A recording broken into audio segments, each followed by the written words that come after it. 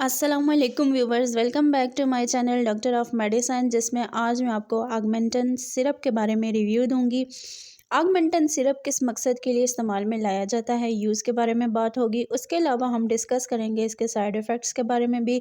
लेकिन उससे पहले जो न्यू है हमारे चैनल पे, चैनल को सब्सक्राइब करें, वीडियो को लाइक करें, शेयर करें और बेल के आइकन पे भी क्लिक कर दें ताकि हर नई आने वाली वीडियो का नोटिफिकेशन आपको मिलता रहे। Thank you so much. बात करते हैं ऑगमेंटन सिरप के बारे में। ऑगमेंटन सिरप एक तो सिंपल फॉर्म में भी आता है और एक ऑगमेंटन डीएस होता है, और ये डिज़ाइन किया गया है बेसिकली बैक्टीरियल इन्फेक्शंस के लिए। यानी बॉडी में होने वाले जितने भी बैक्टीरियल इन्फेक्शंस होते हैं उनके लिए ये डिज़ाइन किया गया है। उसके अलावा ये पाउडर फॉर्म में अवेलेबल होता है, 90 ml में ये अवेलेबल होता है। उसके अलावा भी ये काफ़ी जो इसकी डोसेज है वो मिलीलीटर्स में आती है, और ये जीएसके की प्रोडक्शन है, यानी ग्लैक्सोस्मिथक्लाइन की प्रोडक्शन है। और इसकी प्राइस की बात करें तो 300 से ऊपर इसकी प्राइस होती है, और ये ट्रीट करता है सीरियस बैक्टीरियल इन्फेक्शंस को। ये था इसका इंट्रोडक्शन। अब हम बात करते हैं इस सिरप के यूजेस के बारे में कि कौन सी कंडीशंस में आप इसको यूज़ कर सकते हैं। स्पेशली ये सिरप जो है वो बच्चों में इस्तेमाल करवाया जाता है, यानी 12 साल तक की उम्र के जो बच्चे हैं उनमें इसका यूज़ करवाया जाता है।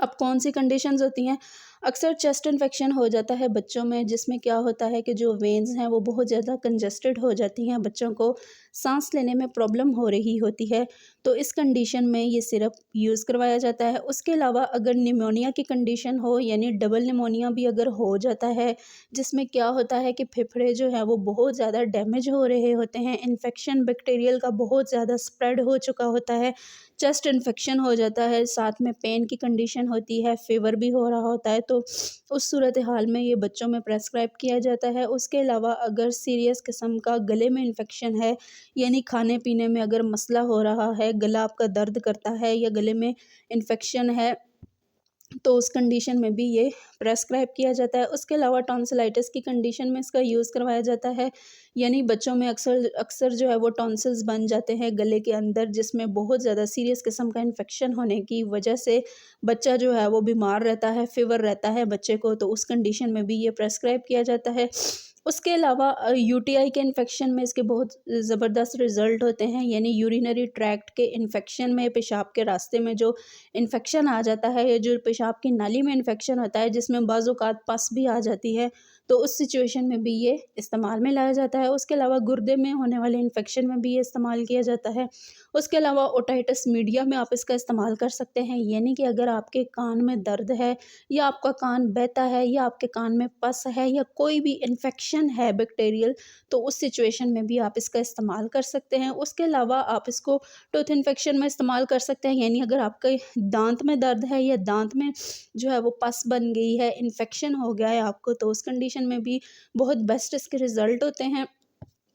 उसके अलावा इंजरी में आप इसका इस्तेमाल कर सकते हैं, यानी अगर आपकी कोई इंजरी हुई है और आपका ज़ख़म ठीक नहीं हो रहा, उसमें पस बन जाती है, उस सिचुएशन में भी आप इसको यूज़ कर सकते हैं। या कुछ ज़ख़म ऐसे होते हैं जिनको पस से बचाने के लिए इस सिरप को जो है वो प्रेस्क्राइब किया जाता है।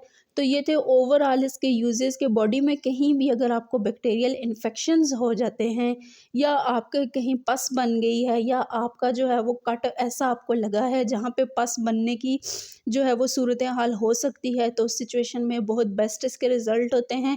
इसी तरह जो है वो बच्चों में फिंसी, फोड़े निकल जाते हैं, स्किन ख़राब हो जाती है, स्किन के ऊपर रैश बन जाते हैं, पस भरे दाने बन जाते हैं, तो इस सिचुएशन में भी इस्तेमाल में लाया जाता है। फ़ीवर में इसको इस्तेमाल में लाया जाता है, यानी ऐसा फ़ीवर जिसमें आपको इंटरनल जो है वो बैक्टीरियल इन्फेक्शन होता है पेट के अंदर, मैदे के अंदर, या सम टाइम टाइफाइड में भी इसका इस्तेमाल करवाया जाता है विद सीरियस इन्फेक्शंस, तो उस कंडीशन में भी बहुत बेस्ट इसके रिज़ल्ट होते हैं। बहुत बेस्ट इसका जो है वो तरीक़ाकार होता है बीमारी को डील करने का, स्पेशली बच्चों के अंदर। तो ये थे सारे इसके यूजेस।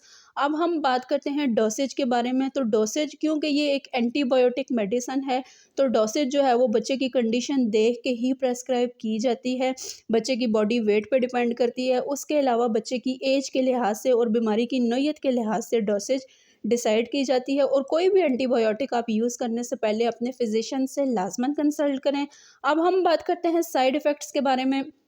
कि अगर आप ये सिरप यूज़ करते हैं तो इसमें साइड इफ़ेक्ट्स क्या-क्या हो सकते हैं। साइड इफ़ेक्ट्स में ज़्यादातर जो है वो उल्टी और मतली हो सकती है, हैज़ा हो सकता है। उसके अलावा स्टूल्स में जो है वो कलर कॉम्प्लिकेशन आ सकती है, यानी बच्चे के जो मोशन हैं उनका रंग जो है वो तब्दील हो सकता है। उसके अलावा एलर्जी हो सकती है, उसके अलावा रैश बन सकते हैं बॉडी के ऊपर, उसके अलावा डिज़ीनेस के बहुत कम हद तक जो है वो साइड इफ़ेक्ट्स में देखी गई है।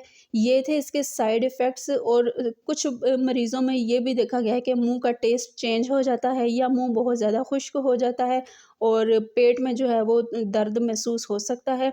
ये थे इसके साइड इफ़ेक्ट्स। अगर आपको हमारी इन्फॉर्मेशन पसंद आई हो तो हमारे चैनल डॉक्टर ऑफ मेडिसिन को लाज़मन सब्सक्राइब करें। Thank you so much.